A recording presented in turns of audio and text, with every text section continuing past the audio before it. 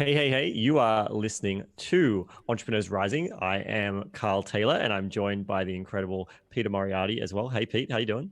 I'm doing awesome, man. How are you doing?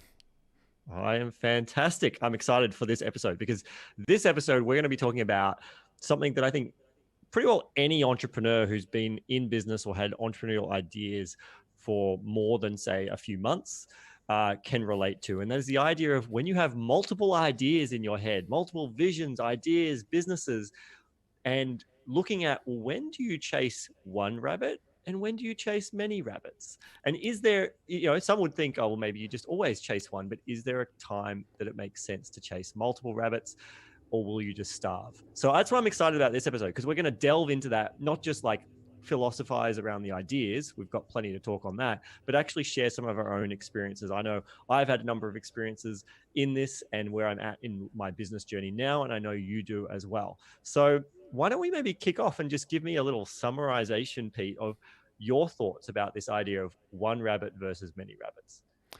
Yeah, it's a big question, Carl, and many things come up for me. I think from the macro level, I think about having multiple businesses versus having one business.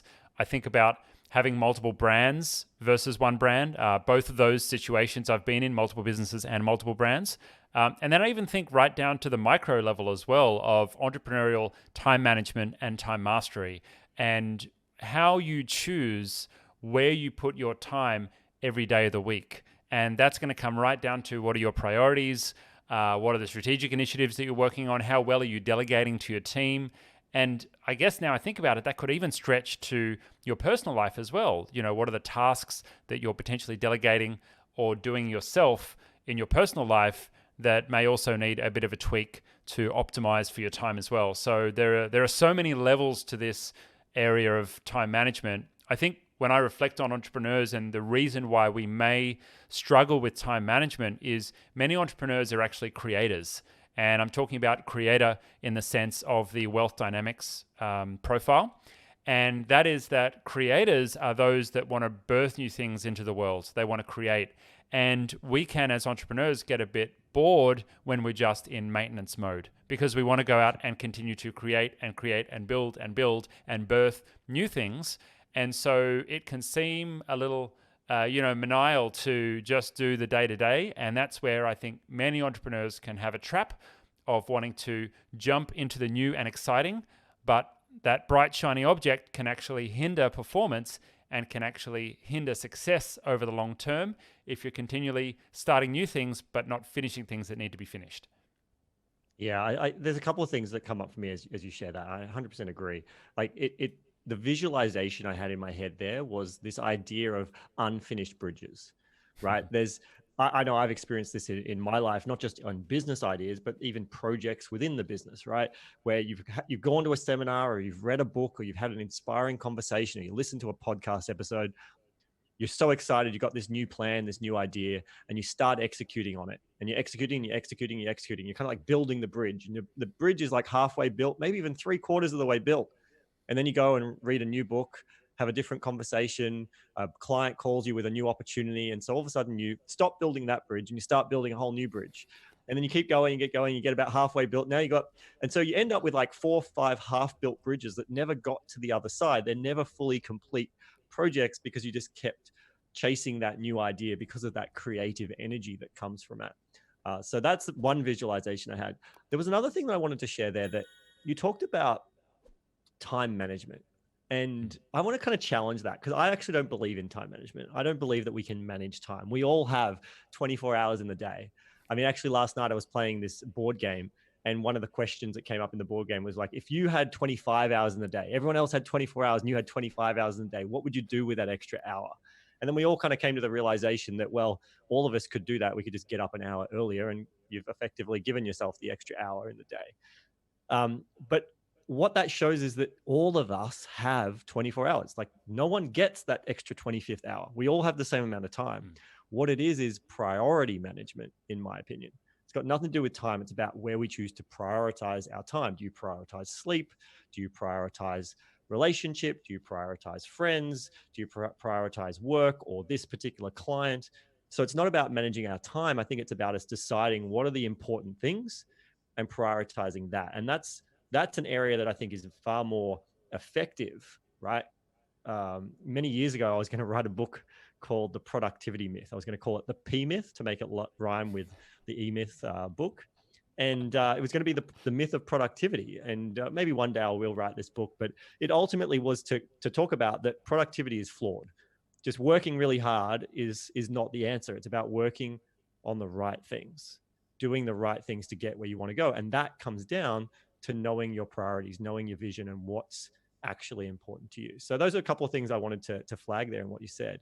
Do you agree, or do you still think that time can be managed, Pete? I absolutely agree that time is about resource management and choosing where you put each one of those resources.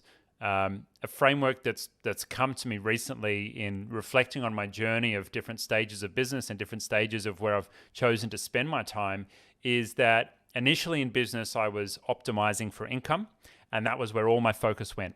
I didn't mind spending all of my time on the business because I was optimizing to generate as much income as possible. After I hit my income goal, I then decided to optimize for something else, and I started optimizing for time. So then it was about, okay, well, based on the amount of time that I have allotted, how much income am I going to get in return for each hour that I'm spending, right? And started making movements and deciding what I wanted to do based on that. A recent shift that I've had, thanks in part to inspiration from yourself, Carl, is optimizing for impact. And that is, okay, I'm comfortable with my time, I'm comfortable with my income. How can I optimize the activities and the tasks that I'm doing for more impact, either with my team or with my customers or with our society and all the people that participate in it. And then finally, I think there's a fourth stage emerging, which is optimizing for legacy. And that is that how can the things that I do now have lasting impact? Now, I'm not particularly that interested in legacy personally myself, but I think it's interesting to consider those as different stages. And like you, I 100% agree. Everyone has the same 24 hours. It's just up to us how we choose to spend things. And I think it's a bit of a paradox in that we have time that we spend in our business and we have time that we spend in our personal life, but you get varying levels of reward for that time spent. And there's also if you think about your mentality when I'm spending time in the business or when I'm spending time doing something at home, there's actually different levels of enjoyment and reward that you get back from those things. And I think some people have their priorities a little bit skewed.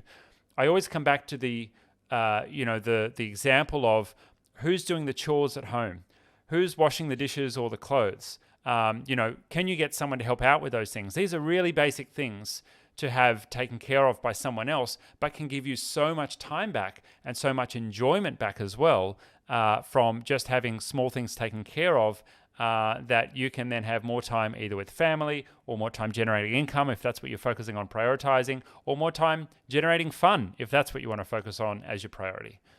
Well, I was thinking we should add an extra layer to your framework you were just sharing, like optimizing for joy, because everything you mentioned there, income, impact, time, doesn't necessarily mean that people are optimizing their life for joy and the things that bring them joy. Liz and I have had this conversation about, like, I as a techie, I love the idea of putting a robotic kitchen together, but Liz loves cooking. Like, that's a horrible idea to her, that if we had an the geek in me goes, I want an automated kitchen. This would be amazing. She thinks it's terrible. And I get that, because it's something that brings joy. Whereas eating brings me joy. Cooking, not so much. And so I think that's an important extra aspect. We can talk there. But I think we're getting a little sidetracked. If we bring this back to the idea of entrepreneurs and the idea of going, well, let's bring it back to like a more realistic idea. Let's say you're a listener right now, you're listening and you're going, you know what? I have these two great ideas for business. Maybe you've been in business for a while. You've already got an established business. And now you're going, well, I have this other idea. Do I start pursuing that other idea while keeping my other business going? Do I run these two businesses? Do I effectively, if you want a visual, be trying to ride two horses at the same time? And will that work? Or am I smarter to just double down, focus on my main business? And I've got thoughts on this and various experiences, and I know you do too, Pete. I think this is everything we've talked about is a good framework about what does it come down to: priorities, deciding your priorities. But I think this would be really good to explore. So I might share firstly one of my experience of doing this, and then Pete, you can share one of your experiences. I know with businesses. So I particularly was running two businesses back in 2008. I think it was 2000, or maybe it's 2007, somewhere around then, 2007, 2008. I bought a gift basket business. So I was running an IT company, had been for many years, and I got it to a point that I did my first round the world business trip. Well, not business trip, it was just a trip, my first time going overseas. And I did this overseas round the world trip. And I stepped away from my business for about 6 to 8 weeks from memory. And to do that, I'd had to kind of set up different things to make the business work okay for 6 to 8 weeks without me. And when I came back, it hadn't gone smooth sailing. There'd been issues, but generally the business had done okay. So when I came back, I had a lot more free time on my hands. And I was like, oh, okay. And I'd gone overseas. I'd gone to Vegas to do a particular course about learning about buying businesses. So I was obviously back inspired of like, yeah, I'm going to go buy businesses. And so I started searching for businesses to buy. And I was just spending most of my extra time looking for businesses. And then eventually I found this really good deal. And it was a gift basket business. These two lovely ladies were looking to sell it. And I put in an offer, gave them some cash to even hold. And then I did my due diligence. And then I ultimately said, you know what? You can either give me the money back or I'll just take the business for what I gave you. And that's what we ended up doing. And maybe another episode, I can give a bit more detail on that deal. But when I ultimately bought that business, it meant that I now had two businesses and I had a split focus. I had an IT company that was up and running, had staff, things were going on. And now I had this new business that was fun. It was exciting. I was going to take it from people receiving fax orders. That's how we were mostly receiving orders. They were going to the markets and they were doing fax orders, and I was going to take it online. I was setting up e-commerce. I was having fun building the new website.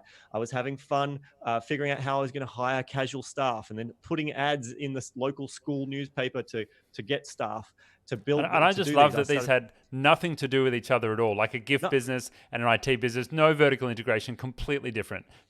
yeah, the only vertical integration there was the only reason I knew this business was because I had been a customer of them through my IT business. So that was the only connection that it allowed me to know and start the conversation with the owners.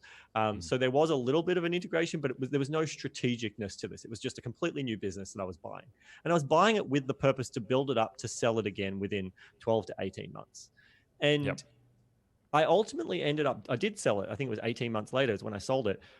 And the reason I chose to do that wasn't necessarily because the new business was doing so well that it was a good time to flip. It's because I could see the negative impact it was having on my IT business.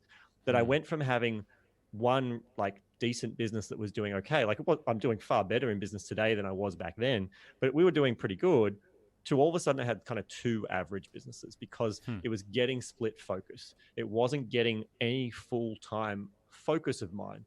And so that was the first lesson and story I created was you should never run more than one business at once. It doesn't work. So that's one aspect of my story. Pete, I know you've had some similar experiences. What happened for you? I have, but before I want to jump into those, like, were there any benefits or, pardon the pun, gifts? Was there anything that worked or that it helped you in that situation, or was it just all bad? You just halved your attention, and so you halved your results in both cases.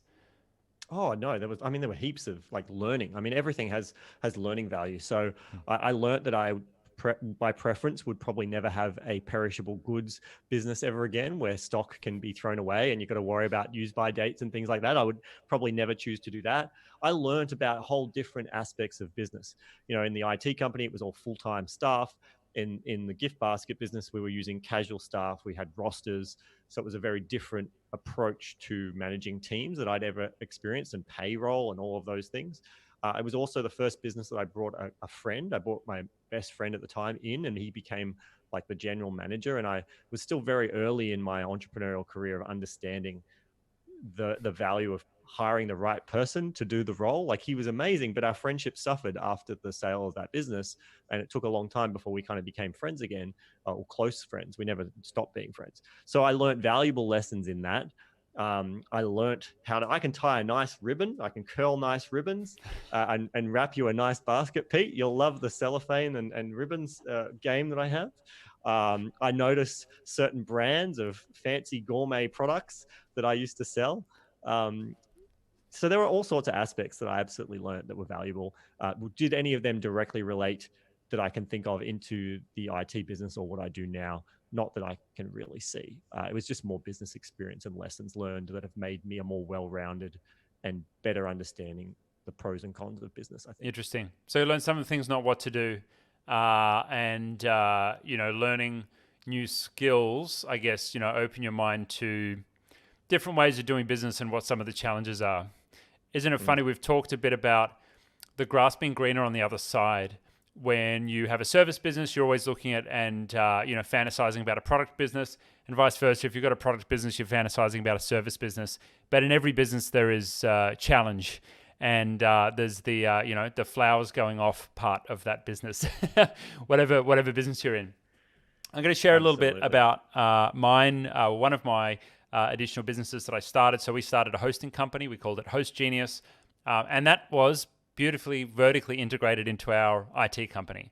So many of our small business customers would come to us for IT consulting, and many of them would ask us, who should I use as a web host? And so we thought, hey, this is a good idea. I partnered with someone outside the business, started a web hosting business. I found a similar effect, Carl, in that my attention and my ability to lead was really split between those businesses. I would say it really wasn't split fairly. 70% of my time was still going to the IT business, and 30% of my time was going to the hosting business. I'd also say that it was going there sporadically. And so I don't think I was really effective as a leader executing strategies and executing operationally, because anytime, if there were two fires burning, I'd put out the fire in the bigger, more successful and more important to me business first. The other thing was sometimes I just would become fatigued. One business is hard enough to manage the marketing and the sales and the finance and everything else. After I had done all of that for the primary business, then going to the second business and having to think about doing that again was really challenging. They were some of the hard bits and some of the things that didn't work. Some of the things that did work was I learned to work with a business partner. That was really great because I didn't have a business partner in my primary business. I've not brought on any external investors. I don't have any other financial partners in the business apart from bonuses that my executive team earn. And for me, IT Genius is really, I think, it's kind of like my baby. It's kind of like the firstborn, right? Because it literally is. It's my first significant business that I've had. And I could argue that I kind of started doing this work when I was 15. And so it's still really that one business that I've been running for 15 years. You never want to let it go. It's absolutely right. And there's some drawbacks to that because, I could say that we've slowed our growth by not taking on external investment. I've potentially hindered myself by not allowing another financial business partner to be involved in the business to help grow and to help manage and to help run the business. So some of the positives that I had in this second business that I started was obviously learning the dynamics of working with a business partner, what I liked, what I didn't like.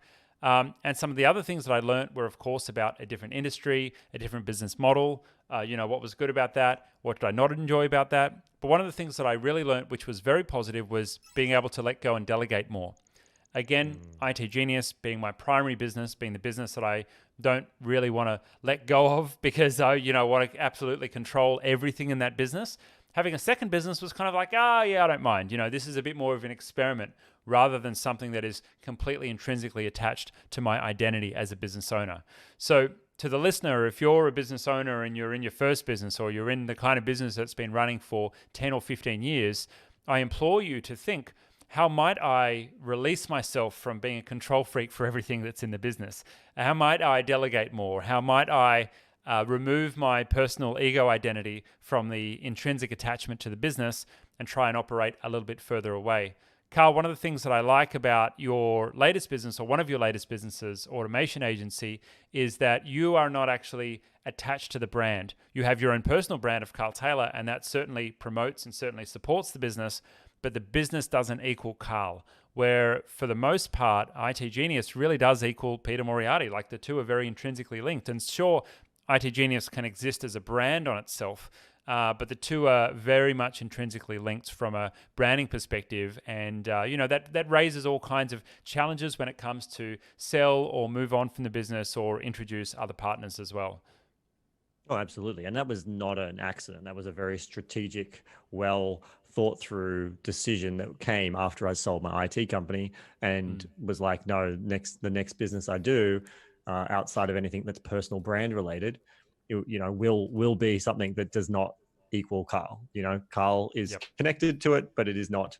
You get this bit, like I always think of Branson, right? And Virgin, you go catch a flight on a Virgin plane, or you go to anything that's Virgin Money or whatever. You don't expect Branson to answer the phone. If there's a No. complaint, you don't expect that you can And you get don't even Branson on the think about phone and him. You complain don't about it. like. I don't even think about Branson when I'm on a Virgin flight. I just think of how cool Virgin is. I don't think about the old dude with white hair parasailing on an island somewhere.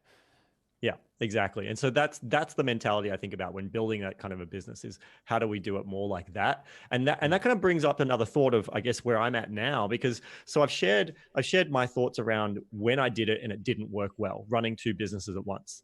And that's a thought that is always kind of in the back of my mind. That's an experience I've had that's created a story that says, Carl, you probably can't run more than one business at once. But I'm a creator and I still have ideas and I still have a big vision. And so for the last few years, especially when I had a lot more time on my hands, I'm constantly thinking about more of an ecosystem. And now I've got smarter about it. I think in a more strategic way. The ecosystem solves a core part of my personal vision. And my personal vision is that I believe businesses should be able to work without the owner.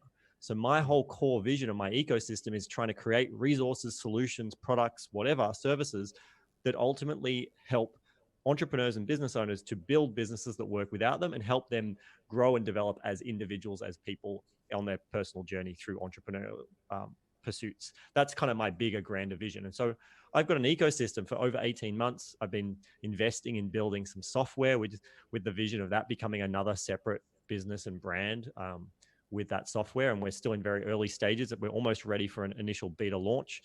And I do have in the back of my mind, I'm like, oh, like, is this going to end up being another diversity gifts scenario? And I don't know is the answer. I don't know, but I definitely see there are things I'm doing differently now. And I guess this comes back to, if you're listening right now and you're very early in your business career, you're just starting your first business, my personal advice would be focus on one thing. There is wisdom in the Chinese proverb of the man who chases many rabbits catches none. And I think that's extremely true at the beginning of entrepreneurial pursuits, when you're in a certain point of income and time and all those things. I think focus, one key thing. When you get up to a higher level, I don't know this from my own experience yet. Who knows? In a future episode, I could be telling you about how I've changed my mind. I'm unwinding it all. I'm going back to one business. But I do believe we mentioned Branson. You look at someone like Branson, the way that he ultimately builds these multiple businesses is he is the visionary, he has the plan, but then he has other people who are driving and running those businesses. And I think that's the key. It's learning how to manage people, how to lead people, more importantly than manage them, how to lead them and paint the vision, and have good key executors. If you're going to have multiple businesses, you need to have the support structure of the team. Why do I feel more confident that I can launch this software company and launch an education company? Because I know I've got such a solid team in place in automation agency that it doesn't need me. I was able to take 8 months out of the business. That was proof that it doesn't need me on a day-to-day basis. Doesn't mean my mind and strategic value is not being placed on it. And I'm going to have to learn to prioritize better how much time I put into each business. So if you're at a higher stage, you've got lots of time in your hand, you can invest, you know how to bring on people, you've got key people, I would actually say multiple businesses may be doable and work, as long as you're not the active person starting from scratch. I mean, Pete, you mentioned that the idea of building the marketing in one business is hard, doing that again in another business. Totally. The idea of starting brand new businesses again, it's like, oh, that's a lot of work. I could just, with the same amount of hours, I could put a bit more tweaks on my existing business and add the same revenue or more, rather than building something new. And so it comes down to understanding why you want to do something. So that's my thoughts now, is don't focus on one now, but you could go bigger. Pete, you're laughing though, so I want to know, what are your thoughts? Yeah, I think you've touched on some important points there, Carl. And what comes up for me is coming back to your why, and what do you want, and what do you get enjoyment from? Because I think, knowing you quite well personally, it's interesting to you to continue to create businesses. That's a form of creation for you, and you get enjoyment from that. For me, I'm less interested in starting and creating new businesses. Obviously there's different ways to do that. There's either the fully involved way, or there's a bit more of a hands-off way. But I'm actually just less interested in creating new businesses because my primary goal is building income and building wealth, doing things that I love. It's not necessarily going out and starting new businesses. Now, I enjoy being involved in businesses, and maybe this is, I mean, my wealth dynamics profile is a bit more of a mechanic than a creator. I'm more of a mechanic lord these days. And so what that means is I enjoy my time spent actually tweaking a machine once it's already been started. And so that's where I really get my enjoyment from. And so for me, it's more exciting to kind of be hovering around other businesses or hovering around other projects. But that like first year just, makes that sounds like absolute hell to me to start from something from scratch again, because I just don't have the energy for it. And I don't need to. But interestingly, while I've been thinking about multiple businesses and multiple projects, what it's all been boiling down to is, again, how much time you have and where you choose to spend that time. Now, I've got a lot of time freedom right now. I've got my time commitment in IT Genius down to about 2.5 to 3 days a week. And I bunch that in Tuesday, Wednesday, Thursday. And so Friday to Monday, I'm fairly free. And so that's freed me up to have time for other projects that I've not got to for many years. Some of those projects are to do with cars. I love my cars. Some of those projects have been to do with travel. Some of those projects have been doing to help out with community projects. One of those projects is helping out with my partner's business, which is in the early stages. And so that's being all set up, and I'm enjoying being a part of some of the functions of that business. But the interesting thing is that I've found, Carl, that even though I've got heaps of time, not everything is being done. And I found that really interesting. Changing all of the parts on my Jeep isn't getting done. Updating all of the performance modifications on my GT aren't all getting done. Getting my motorbike out of the shed and cleaning it and giving it an update and getting it re-registered and a safety inspection, all those kind of things isn't getting done. And a week ago, I had to reflect on that. If I've got all this time, but I'm still not doing these things, why am I not doing them? And what I realized was I wasn't actually getting enjoyment out of those tasks.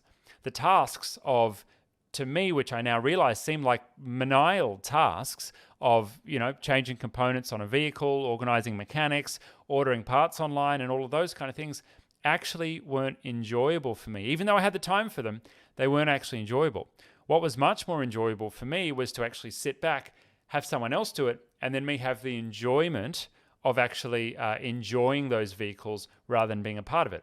Again, in my partner's business, rather than me actually being hands dirty in doing things, I've much more enjoyed being hands back, giving a little bit of guidance, a little bit of support, maybe a little bit of coaching here and there, but not actually being hands-on and involved in it. And I've since found that being on the kind of ancillary area of other businesses in a kind of like mentor/advisory board type role, that is what I get a lot of enjoyment from. And so that's giving me a lot more excitement than it would be going and starting a new business. And so I think that's an option there, but you've really got to decide, is this the right thing for me based on what you like and what you're actually going to get from that activity? I think it goes back to what we talked about, optimizing for joy. That's really interesting. I find that absolutely amazing that you've come to that discovery of those things that you were like, oh, I enjoy doing them, and then yet I'm not doing the work. I'm reminded of something that Byron Katie would say. It's like, that thing, if you were going to get it done, you would have done it.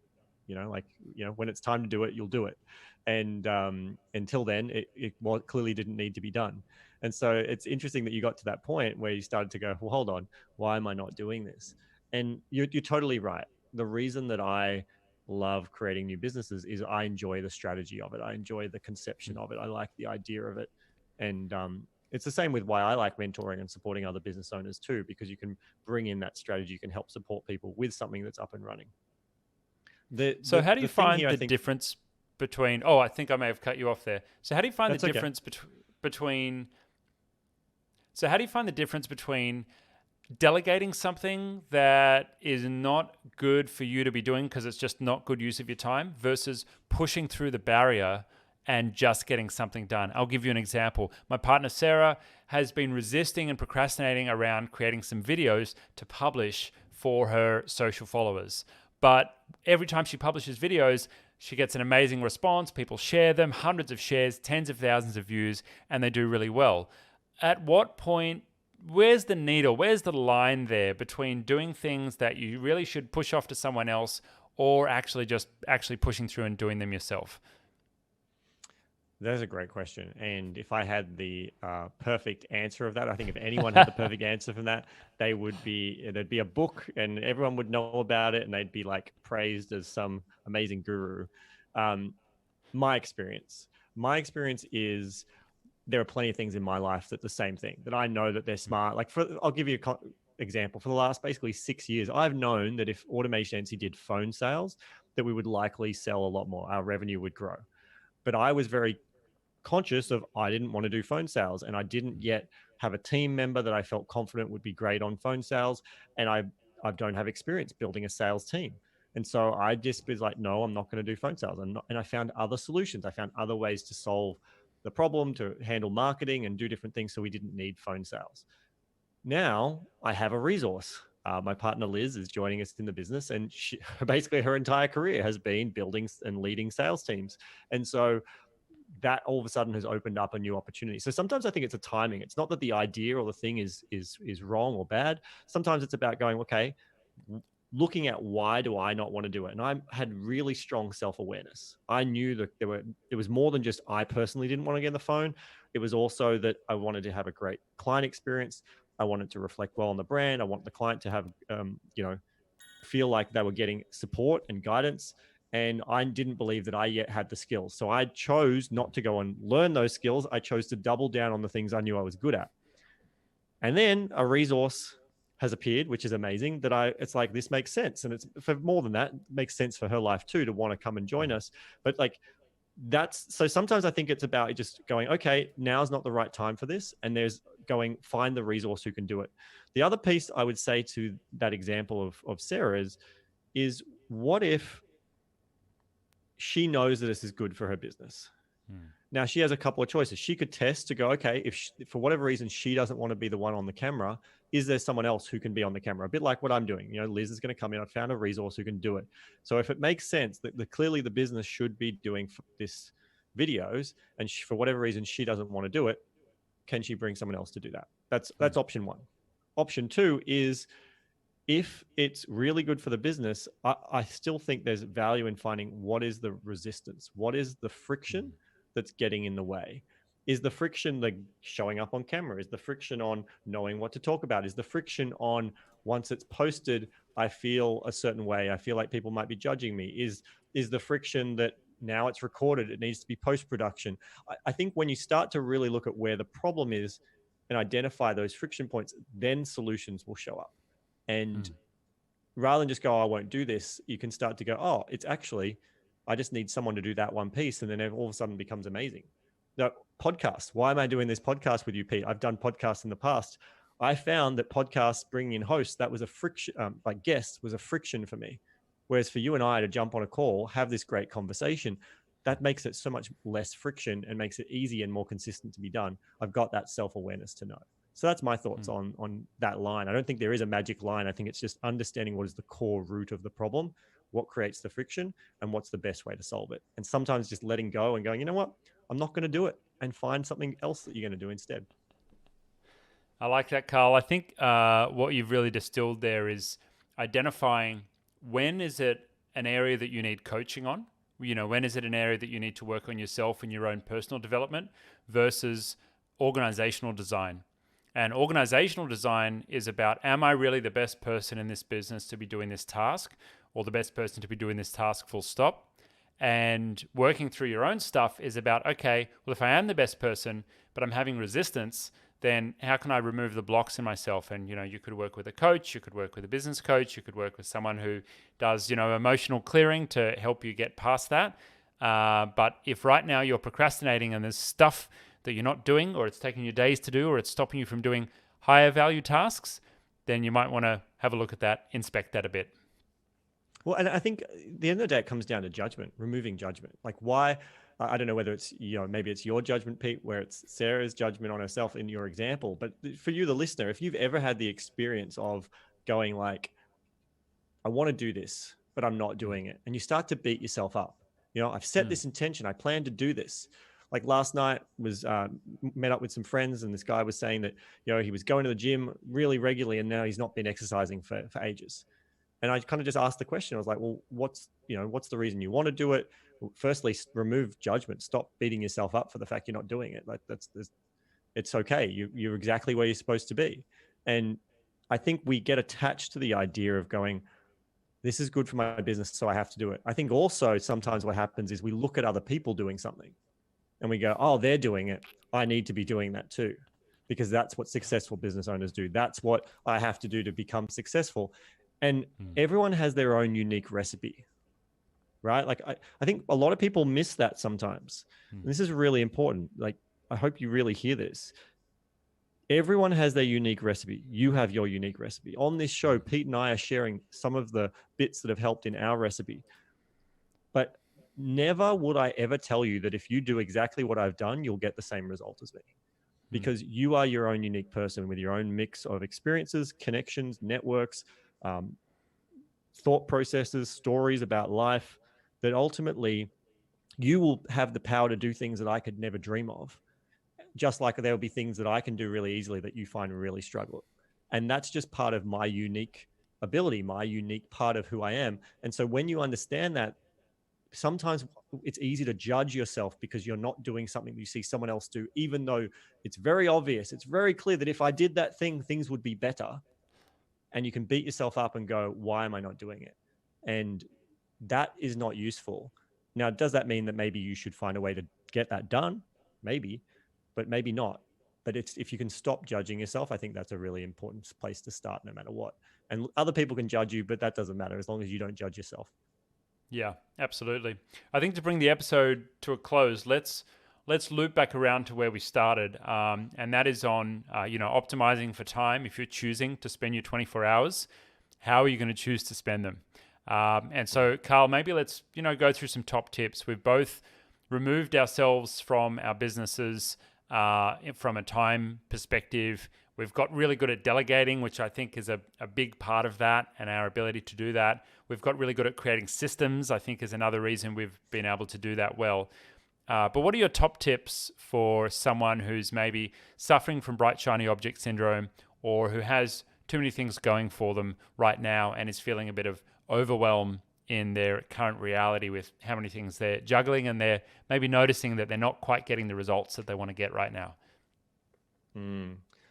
Top tip number one is, unless you've got the resources around you, whether that be team or other support structures, that you should probably just focus on one thing.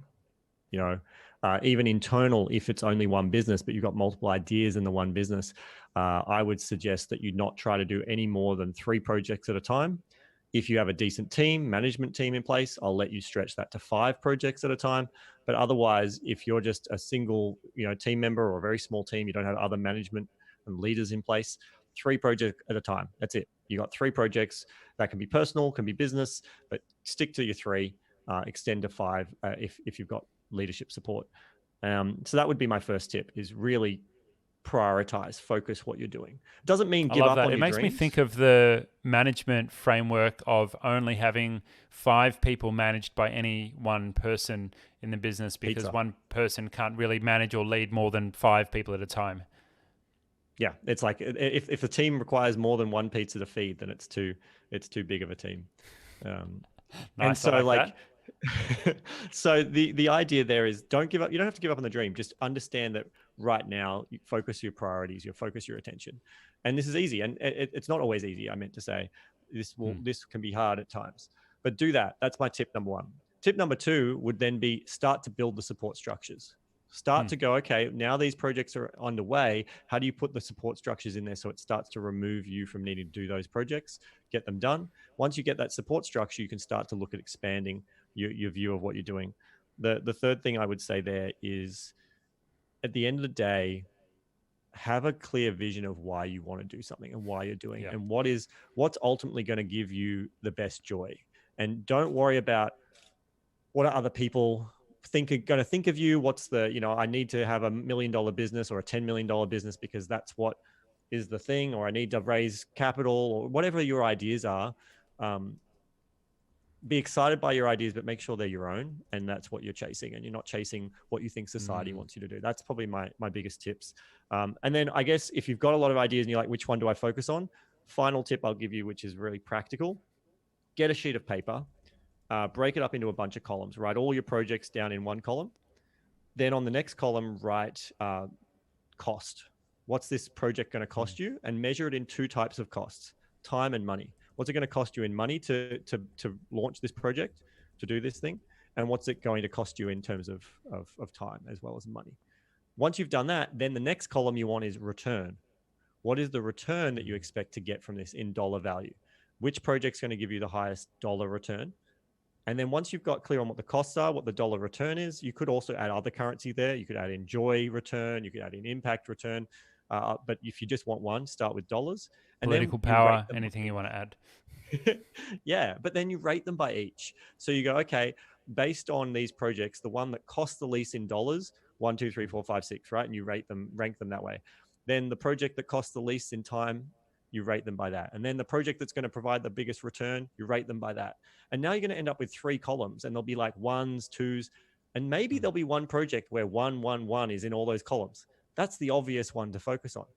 Otherwise, maybe you'll find that there's one that was going to cost a little bit, doesn't take long to implement, and the return is pretty well nothing. You can go, well, it's quick to implement, maybe I'll still do it. Or you'll really quickly start to go, you know what? The one that is a quick win that I can implement, it starts to really stand out when you do this project. So that's my final tip. I What about love you, them. Pete? That's awesome. I got 3 myself that I'll share as well. I think with anything starting with the end in mind, and I think that aligns to one of your points there, Carl, is understanding the vision of where you want to go. If you're really clear on your vision and you're really clear on your goals, makes it really easy to know what to do every quarter, and then every month, and then every week, and then every day. Because if you're focusing on the task that gets you closer and closest towards your goal, that's all you really need to bother about. And I want you to bring in the 80-20 principle into that. What is the 20% that I can do that it's going to give me the 80% of my results? Because it's really easy to fill your day with being busy, but there are probably some things that you can not do that will free up a whole lot of time for you. Now, if you do the 80-20 rule twice and you take 20% of your results and you do 80-20 on that, 4% of what you do equates to 64% of your results. So 4% of what you do equates to 64% of your results. Now, I'm not suggesting that you just do the 4%. You're going to have to do some other things as well. That's granted. But if you focus on that 4% first, if every day you look at your day and you look at your monthly and your quarterly and your yearly goals and you say, okay, what can I do today that will get me closer towards my goals? Not what can I do today to stop the flashing red lights in all areas of my business, because we've all got them. I get it. Then you're probably going to get a lot closer to your goals faster if your focus is always what's going to move me forward. So the second one that I want to share is to not be afraid of changing your reality, changing your business, changing your strategy to suit your lifestyle. Again, Carl, I think we're pretty aligned in this, in making sure that you are making choices for yourself. They may have to be real commercial decisions. At one time, I was servicing customers on site, and we wanted to open up to a larger audience. We wanted to open up to customers all over the country and then eventually internationally as well. And I had to switch off a multiple hundreds of thousands of dollar income stream, which was our managed services practice, because we could no longer support those customers while we were transitioning to remote work. And so we made a commercial business decision that was aligned to me being able to travel more, me getting closer to the goals of the business, and overall worked out really well for us because I felt happier that I was closer to my personal goals because of the commercial business decisions that we had made. Now, that was in the face and bucking the trend of all of our competitors in the IT industry, but it eventually worked out very well for us. Can I The add third something one there? that I think have, it's important, Pete. please go. Yeah. So if I can add something there, I think that this is a really important point, actually. That's why I wanted to interrupt, because your business is your business. You started this business or you bought this business for a reason. That reason was probably for more money, more time, more flexibility, whatever the dream was. And sadly, too many, you're potentially in a situation where your business is not giving you quite what you originally believed and dreamed that you would have.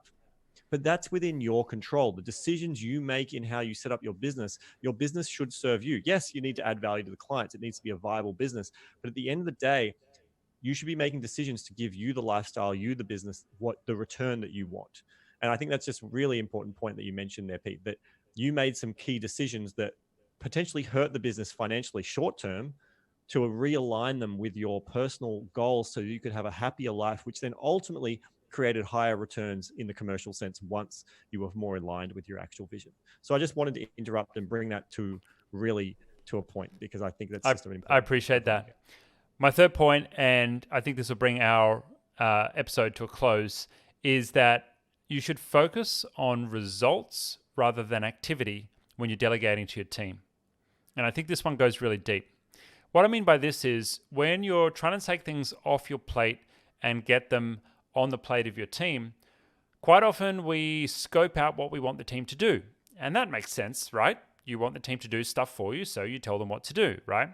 But quite often the team will see their required performance as just doing the thing. But in your mind, you actually have somewhere that you want to go. You've got all this extra context. You've got the goals, you've got the vision, you've got the mission, you know where you want to get to, and you know that that activity is just a piece of the puzzle. Well, you've got to make sure that you're showing the team the bigger puzzle so that they can actually see where they need to go to as well. And then, if you can, actually get your team involved in the bigger picture of the puzzle so that they know that the activities that they're doing are contributing to a required result. And then when you manage and monitor and check in and get feedback and actually have your team return that work to you or get that work done, you ideally want to have them focusing on and putting their energy on the result and not just on the activity. Because someone might come back to you in a week's time and say, hey, I ticked all those boxes, but didn't actually get the result. And that's where friction can come up. And that's where we can jump into the mentality of, oh, no, only I can do it the right way. And it's often because we've just got all of this extra context that we're not actually clearly communicating. So if you're really clear on the vision, remember I said start with the end in mind. Then when you're bringing your team into that process as well, have them understand and know the vision and where you need to get to. And they're going to have a lot better results in the work that they're doing to get you closer to what those goals are. I love that, Pete. That's amazing. And I agree with 100% with everything you said. So let's call this done. It's been an amazing conversation. I trust that you, the listener, have taken some mental notes at the very least of some ideas that you can take away and implement. And if you were in a bit of a, what do I do? What do I focus on? I hope you've got some strategies or even an insight as to what is your number one focus from here on in. As always, you can find the show notes of this episode at rising.show. We also really appreciate your feedback. So whichever podcasting platform you are listening to this right now, I would love for you to go find the rating. Click on the 5 stars if you thought it was that good, and give us your comments. Let us know. Don't just click the button, but leave some feedback. We want to know, what do you enjoy? What do you like? Do you love Pete? Do you love me? Do you like the mix? Do you think everything that Pete says is absolute rubbish? Or do you think everything I say is absolute rubbish? Whatever, we'd love to hear your thoughts and feedback. It really helps us know what to create more of. Pete, any final words before we call this done? Look, I think I've got 2 very quick book recommendations for anyone who wants to work on their productivity. One is called The One Thing, and the other one is called Eat That Frog.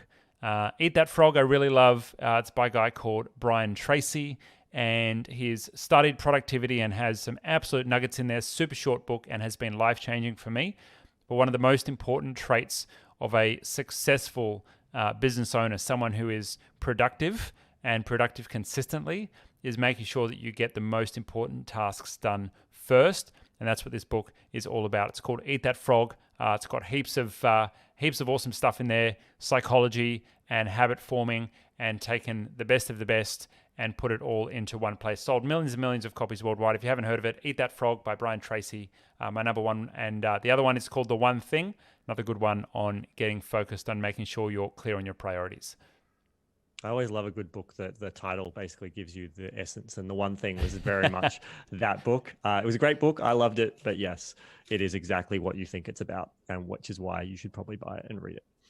All right. Well, this has been an awesome conversation. I'll see you next time, and hope you loved the episode. Thank you so much, guys. If you're interested in checking out all of our episodes, head along to rising.show, and we will see you in the next one. Cheers. Bye.